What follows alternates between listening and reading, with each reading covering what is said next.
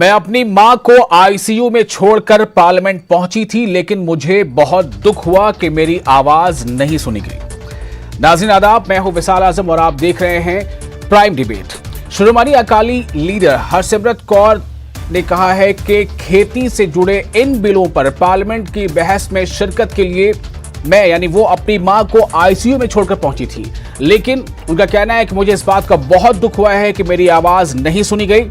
नाज़रीन, एनडीए में बीजेपी की सबसे पुरानी हलीफ जमात शिरोमणि अकाली दल के लीडर हरसिमरत कौर ने मरकजी काबीना से इस्तीफा देने के बाद अपना इजहार ख्याल कुछ इस तरह से किया है।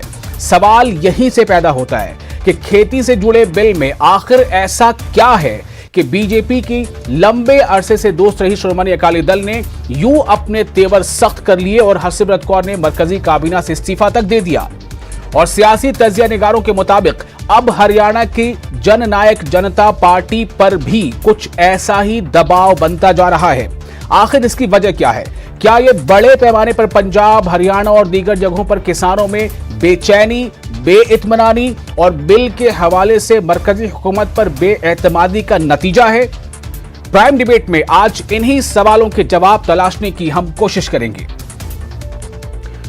और हम आपको बता दें कि इस खास मौजू पर बातचीत के लिए हमारे साथ खास मेहमान हैं।